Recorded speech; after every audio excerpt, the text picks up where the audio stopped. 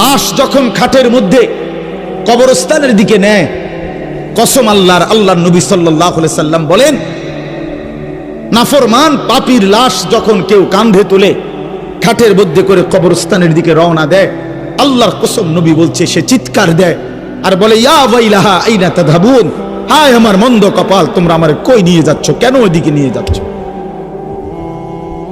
রাসূলুল্লাহ সাল্লাল্লাহু আলাইহি ওয়াসাল্লাম বলেন, ওই নাফরমানের চিৎকার আল্লাহর সমস্ত মাখলুকাত, শুধু মানুষ এবং জিন ব্যতীত বাকিরা সবাই শুনতে পায়।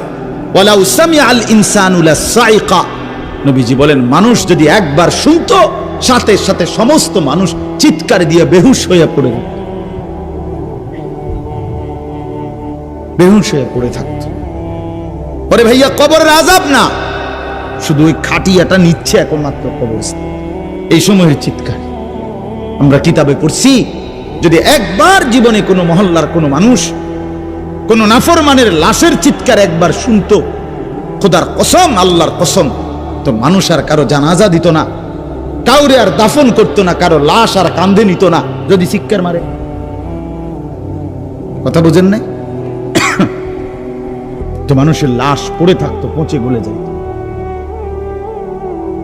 আল্লাহ তাআলা দয়া করছেন আমাদের উপর, দয়া করেছেন আল্লাহ তাআলা, দয়া করেছেন আমাদেরকে।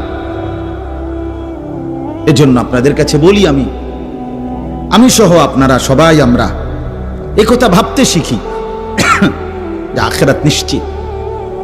ছেলেরা আমার, ভাইয়া, কেন এই রং তামাশার এই জিন্দেগি? এক ওয়াক্ত নামাজ পড়তে চাও না, চুল থেকে নিয়ে পায়ের নখ পর্যন্ত